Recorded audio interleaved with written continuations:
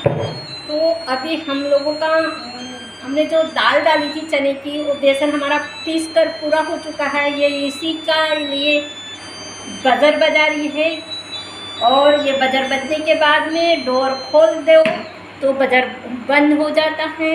इस तरह से अपना पिसाई किया हुआ निकाल लेना पड़ता है। वो इस तरह से देखिए, मैंने बेसन पीसा था और ये इसमें जो ये गंज था उसमें ये सब पूरा बेसन आ चुका है।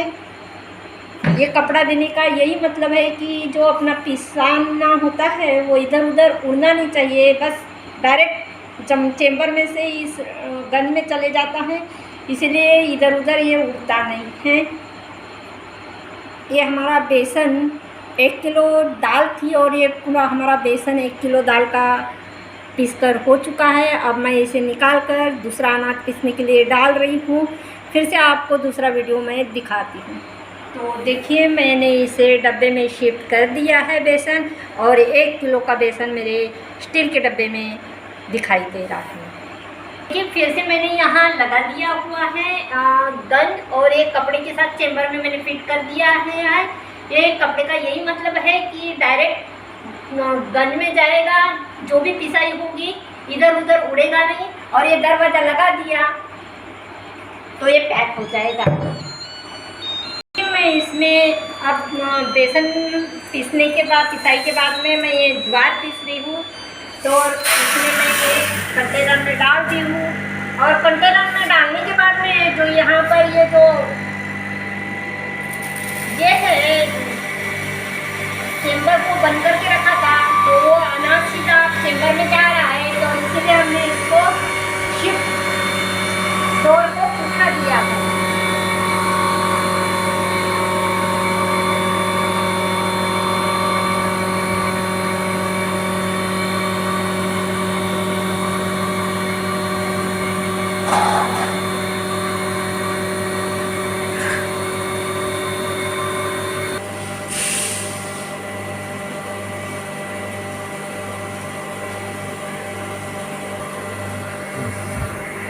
तो देखिए, ये मैंने ज्वारी डाली थी, तो ज्वारी अपने कंटेनर में से पूरी चेम्बर में चली गई है, यानी पिसाई हो रही है उसकी। और ये स्टॉपर यहाँ का कंटेनर में का अनाज बंद होने ख़त्म होने के बाद में स्टॉपर नीचे डाल देना पड़ता है, ताकि अंदर गया हुआ जो दाने हैं वो कंटेनर में फिर से ना आए।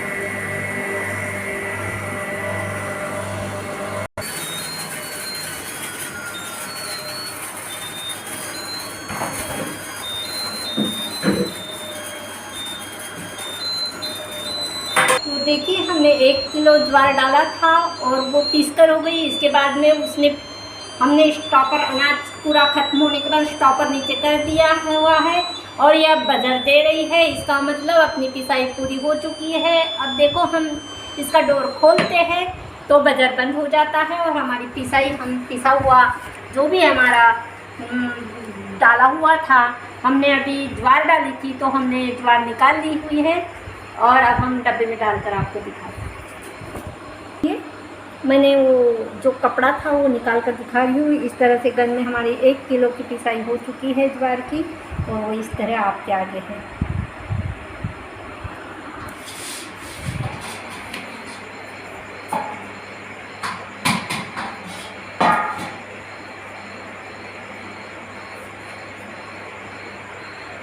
यहाँ अपन को एक होल्डिंग दिख रही है, वहाँ रूषा फ्लोर आटा मिल की एक फोटो है। वहाँ एक लेडीज़ की एडवर्टाइजिंग कर रही है, नाम लिखा है फ्लोर मिल। और जो इसकी जो जालियाँ दी थी, वो जालियाँ किस चीज़ के लिए, गेहूँ पीसने के लिए कौन से नंबर की जाली लगानी है, मैदा पीसने के लिए कौन से नंबर की जाली लगानी है, आटा पीसने के लिए कौन सी जाली लगानी है, ये सब यहाँ कंटेन में सभी कुछ दिया हुआ है। इस तरह से जालियाँ फिट करना है, और अपन को वो जो भी अपना अनाज है वो पीस लेना है। आटा हमने डब्बे में भर दिया है। इस तरह से हमारी पिसाई ज्वार की पूरी हो चुकी है 1 किलो की। आप खोल लिया है। मैं अब यहाँ सूजी पीसने के लिए जा रही हूँ, और सूजी पीसने के लिए हमें जालियाँ बदल देनी पड़ेगी। तो देखो, मैं ये जो पिसाई के लिए मैंने जो जाली लगाई थी ज्वार के लिए और बेसन के लिए, ये जाली मैं अब बदल रही हूँ।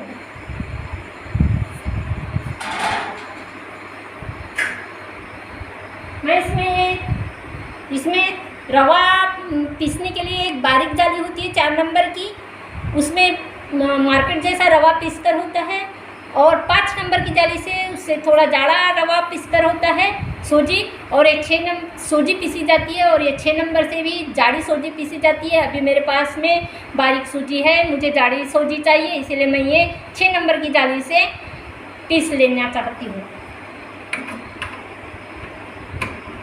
देखिए मैंने ये ऐसी फिट कर दी है। अब इसका मैं ये चेम्बर का दरवाज़ा लगा रही हूँ और इसे लॉक सिस्टम से बंद कर रही हूँ और फिट कर रही हूँ। मैंने पहले जाली शिफ्ट की हुई है, उसके बाद मैं ये अपना बर्तन जिसमें अपनी पिसाई होगी, और ये इधर उधर इसकी जो डस्ट है उड़नी नहीं चाहिए, इसलिए ये कपड़ा है डायरेक्ट इसमें गन में जाएगा। अब मैंने इसे शिफ्ट कर दिया है, मैं डोर बंद कर रही हूँ। मैं सूजी के लिए गेहूँ डाल रही हूँ, मैं गेहूँ की सूजी पीस रही हूँ। इसमें आप जो चाहे वो उसकी सूजी पीस सकते हो, ज्वार की भी सूजी होती है, मकई की भी सूजी होती है, आपकी पसंद। तो अब मैंने ये अनाज डाल दिया और ये स्टॉपर मैंने बंद कर दिया था। स्टॉपर उठा रही हूँ ताकि ये जो अनाज है कंटेनर में ये चेम्बर में जाएगा और उसकी पिसाई होगी।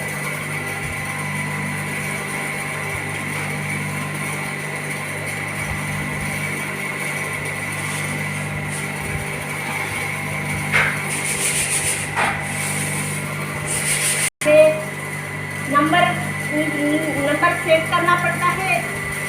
हम इसे अभी 4 नंबर पर रख रहे हैं तो हमारी सूजी जल्दी जल्दी पीस हो जाएगी।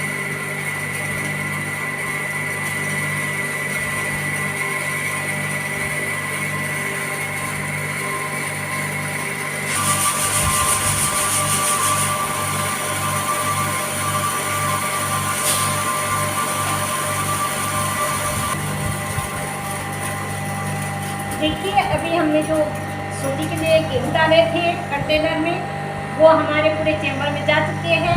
इसीलिए स्टॉपर बंद करना होता है, क्योंकि जो अंदर में गेहूँ गए हुए हैं वो बाहर आते हैं फोर्स से।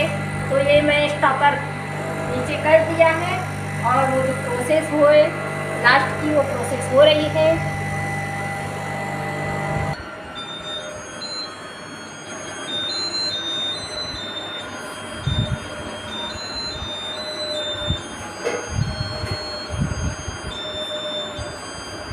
बज रहा है, यानी कि हमारी पिसाई पूरी हो चुकी है। हम ये दरवाज़ा खोल गए, दरवाज़ा खुलते ही हॉर्न बंद हो जाए। यानी इसकी एक खासियत है कि जब दरवाज़ा बंद रहता है तब हॉर्न चालू रहता है, और दरवाज़ा खोल दो तो ये अपने फंक्शन बंद कर देती है। इसी तरह से देखिए मैंने अभी ये सूजी पीसने के लिए डाली थी, मेरी सूजी पीस कर हो गई है। शायद मैंने 2 किलो की सूजी पीसी है। मैं इसके निकाल कर दिखाती हूँ। सूजी देखो मैं बताती, देखो ये जाड़ी सूजी मैंने पीसी है, ये देखो कैसे मैं दिखा रही हूँ। तो इस तरह से सूजी पिसाई हुई है और इस तरह से आपके सामने है। मैं इसे डब्बे में शिफ्ट कर रही हूँ। ये मैंने डब्बे में शिफ्ट कर दी है और ये मेरा पूरा डब्बा पूरा ओके हो गया है। तो इस तरह से मैंने सूजी पीसी है। इस बार मैंने जाड़ी सूजी पीसी है, 6 नंबर की जाली से पीसी हुई है। शायद मैं इसकी कुरोड़ी बना लूँगी, या हलवा भी बनाते हैं, खारा हलवा भी बनाते हैं। तो इस तरह से तेज हम उपमा इसका ही बनता है हमारे घर पर।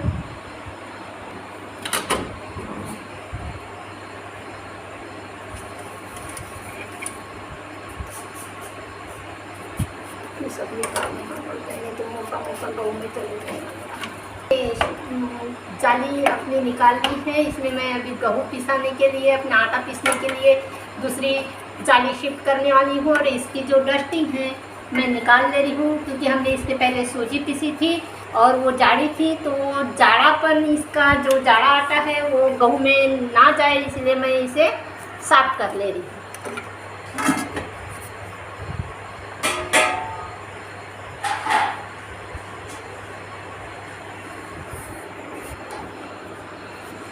पीसने के लिए ये गेहूँ पिसाई की मैं नंबर 3 की जाली यूज़ करती हूँ और वो जाली मैं यहाँ चेम्बर में लगा रही हूँ।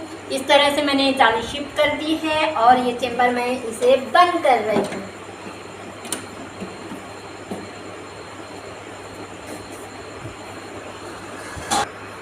अपना आटा संग्रह के लिए जो अपना गन दिया हुआ है वो मैंने लगा दिया हुआ है। मैं डोर अभी बंद कर रही हूँ। आटे के लिए यहाँ कंटेनर में गेहूँ डाल दिए हैं। स्टॉपर मैंने देखिए मेरा स्टॉपर मैं ये उठा रही हूँ जिससे गेहूँ अच्छे बन रहे हैं और देखिए मैं रेगुलेटर सेट कर रही हूँ। तो हमारा ये ग्रीन कलर पर रेगुलेटर होना चाहिए वो हमने सेट कर लिया है और हमारे आटा पिसाई की प्रोसेस शुरू हो गई।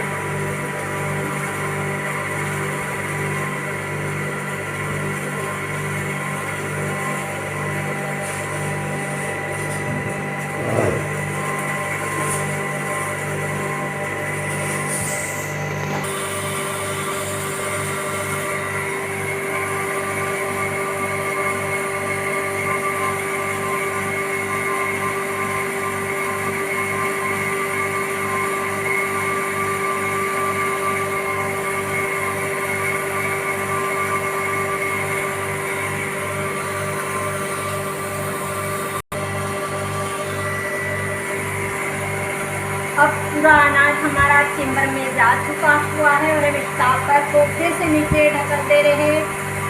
इसका एक ही उद्देश्य है कि जो अंदर गया हुआ अनाज बाहर ना आए, नहीं तो उसका फोर्स से वो बाहर फेंकता है, इसलिए स्टॉपर हम बंद कर दे रहे हैं।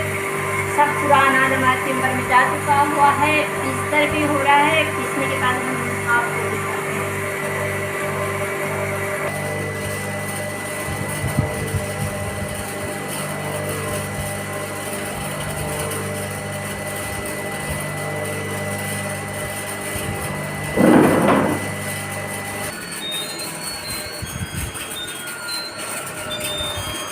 तो देखिए हमने गेहूँ डाले थे और आटा पीसने के लिए, तो अब हमारा ये बजन बज रहा हुआ है, यानी कि ये गेहूँ हमारे पीस चुके हुए हैं, आटा बन चुका है। अब हम इसका डोर ओपन करते हैं।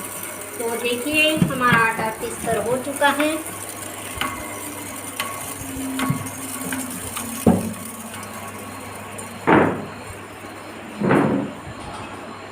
तो मेरा पिसा गेहूँ मैंने जो डाले थे उस गेहूँ का ये आटा बन चुका हुआ है और ये हर रोज़ सभी के यहाँ खाने में रोटियां लगती है। उसके लिए बहुत ज़रूरी है कि घर का पिसा हुआ आटा हो तो बात ही कुछ अनोखी होती है। आजकल मेंटेलिटी बन चुकी है कि हम मशीन बोलो तो सब काम हमें करना पड़ेगा और हेडेक है, तो ऐसा कुछ भी हेडेक मुझे नज़र नहीं आता। आजकल की बच्चियों को ऐसा लगता है कि कौन करेगा, लेकिन बहुत ही आसान है, इतना हेडेक कुछ भी नहीं है। मेरा ये कहना है, मैं doctor Afsana, Keshav city, Wardha, doctor Mansoori, Bangalore number 14 से बोल रही हूँ। और ये ब्लॉग हमने आज शूट किया है रात में, रमज़ान महीना है, तो आज की तारीख कितनी, तो हमने ये ब्लॉग बनाने का एक ही उद्देश्य था कि सर के फ्रेंड के बेटी की शादी थी, तो सर उसे गिफ्ट में ये आटा मशीन देना चाह रहे थे, लेकिन उससे हमने पूछने के बाद में उसने साफ नकार दे दिया, नहीं अंकल मैं नहीं कर पाऊँगी, ये हेडेक मुझे नहीं चाहिए। और फिर अब उसे ऐसी ज़रूरत महसूस हो रही है, तो उसने फ्रिज लेकर मांगा था और उसे अब ज़रूरत महसूस होती है कि अब आटा पीसने के लिए हम कहाँ जाए, इसीलिए वो रेडीमेड आटा खा रही है। अब उसको उसके अंकल कहते हैं कि देख मैं तेरे को बहुत ज़रूरी चीज़ लेकर दे रहा था और तूने नहीं ली, तो जा अब रेडीमेड आटा खाकर अपनी सेहत बिगाड़। तो ये ब्लॉग बनाने का ये उद्देश्य था, मुझे ये सभी को बताना था कि ये आटा मशीन घरगुती है और घर का आटा सेहतमंद होता है। और ये सब लोगों ने मतलब आजकल की बच्चियों की मेंटेलिटी बदल चुकी हुई है, वो इसे हेडेक समझते हैं, लेकिन जब ये घर का आटा खाएंगे तो आनंद ही कुछ और है, इसमें कोई हेडेक नहीं है। अपने यहाँ जहाँ अपनी पिसाई है वहाँ डाल दो। और जो लोग ज़्यादा साफ़ सफाई में रखते हैं, बिना धोए हुए गेहूँ डाल दिए तो इसमें पिसाई हो जाती है। मैं खुद सभी चीज़ धोकर मैंने पीसी है। मैंने इसमें अभी बेसन पीस कर दिखाया हुआ है, ज्वारी पीस कर दिखाई हुई है, सोजी पीस कर दिखाई हुई है और ये आटा भी पीस कर दिखा रही है। मैं मैदा यूज़ करती नहीं हूँ, इसलिए मैंने मैदा नहीं पीसा हुआ है। जो भी आपको चाहे, जिसकी भी आपको सोजी चाहिए ना, अपने जो कॉर्नफ्लोर होता है उसकी भी यहाँ सोजी होती है, ज्वारी की भी सोजी होती है। जो भी आपको पीसना है, मैदा भी बहुत बढ़िया बनता है। सिर्फ जालियाँ शिफ्ट करनी होती है, अलग अलग नंबर की जालियों से अलग अलग नंबर की पिसाई की। मैदे के लिए 1 पीस कर होता है। 3 नंबर के जाली से मैं गेहूँ और चना दाल पीसती हूँ। और सोजी के लिए, रवे के लिए 4 नंबर की जाली है, बारीक रवा, मार्केट जैसा रवा होता है। और 5 नंबर की जाली से थोड़ा ज़्यादा रवा होता है। और 6 नंबर की जाली से बड़ी मोटी सोजी बनाई जाती है। इस तरह से इसकी खासियत है और ये बहुत ही हर घर में उपयोगी है, ऐसा मेरा कहना है। तो मुझे ऐसा लगता है कि जो मेंटालिटी उनकी बन चुकी थी वो मेंटालिटी चेंज होगी, उनकी